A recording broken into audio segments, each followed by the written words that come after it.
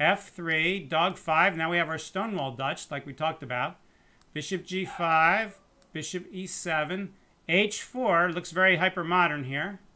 Or modern way of playing this. White's playing very aggressively. Knight BD7, Knight H3, B6, Queen Dog 2, Bishop Boy 7, Boy 3, Cat 5, Bishop H6. Wow. I hope I got the position right. G takes H6. Queen takes H6. All right, so White sacked a piece for this. Wow. Queen to Cat 7. Hoping to get out of this by castling queenside. White castles queenside. Black castles queenside. Why isn't Black just down a piece? Or White just down a piece. Knight to Boy 5. Queen to Boy 8. Queen to George 7, hitting the bishop. Rook on H to G8. Queen takes H7, Black to move. Well, again, you know, if you're asking me how to solve a puzzle, I'd be glad to do that. If you're asking me what's the best move in a position, then you can give it to a computer. All right, so let's take a look at this. Black to move. Well, Black just gave back a piece for... Not sure he was forced to do that. Can he trap the queen? That's the question. All right, so one of the squares we have to watch is the F7 square. How can we do that? Can we play... And of course, right now, White's threatening to get away with queen takes E6. So Black would have to play something like rook, dog to egg 8. But then knight to dog 6 check. King moves, knight takes egg 8, wins. So why did Black give up that bishop? Huh. White's sort of threatening knight dog 6 check anyway, although after king cat 7, I guess the game's not over. But the queen takes egg 6 is a pretty big threat. How do you stop it? If you let him fork you and you let him take you, he's going to get away. You know, I don't see how this could be the move. Knight here. King here. Knight takes. Rook takes. And now the queen goes, I don't know, G7. And if rook G8, then queen here. And the queen's getting away. What's going on? I don't understand why Black gave up the piece to get to this position. He could play knight to Frank 8 to guard the pawn, but then queen takes Frank 6, wins a piece. Am I missing something? I mean, suppose Black does nothing. You know, suppose he plays H6 and he just lets me play queen takes egg 6. Well, now I'm free because rook over, even if I can't play knight check, I can always play queen takes F5, and what's the point? Now, sometimes the computers come up, again, you know, I'm not going to tell you I'm anywhere near as good a computer. If the computer is telling everybody watching the show that White's queen is trapped by some clever maneuver, I believe it, I just don't see it. Rook to George 6. Queen takes egg 6. How do you guard F5? It doesn't look like you can. See, the problem is he's always threatening. Once he takes this pawn, he can get out.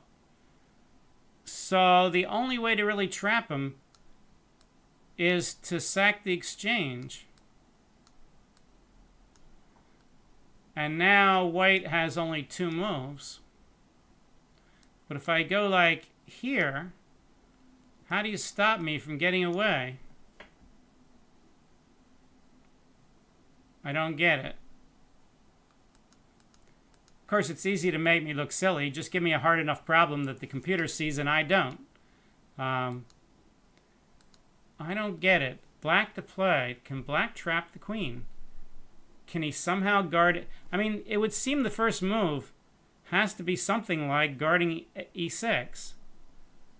Because if you don't guard E6, I mean, even if you play suppose you play A6, and White checks, and Black plays here. Well, now White has 2 nice choices. he could play queen takes egg6, but that ties down the queen to guard the knight.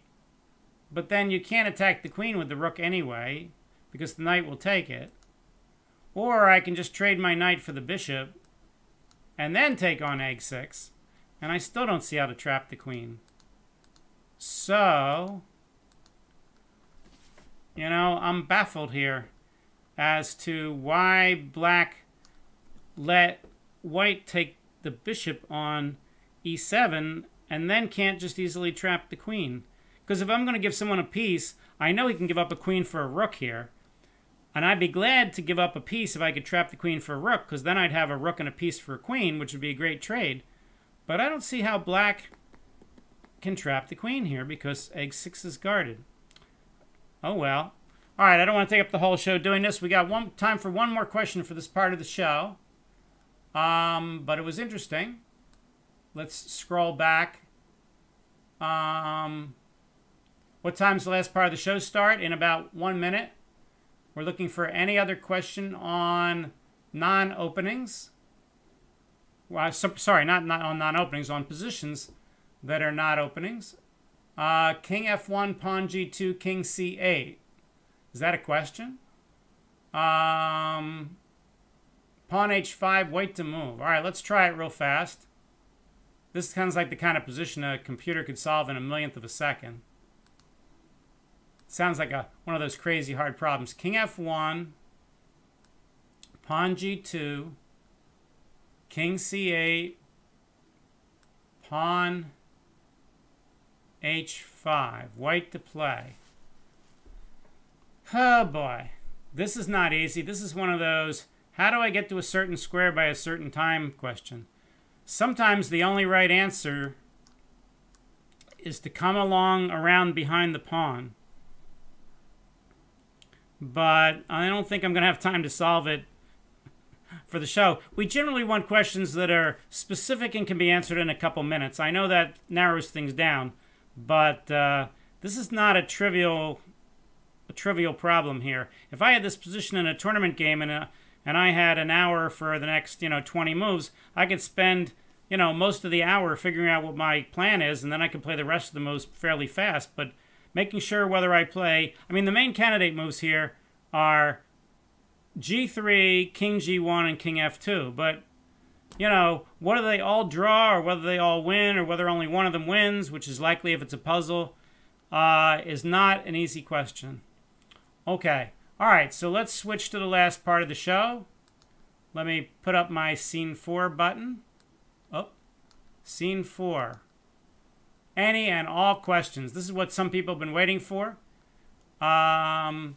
So now any legitimate question that I can answer in a minute or two.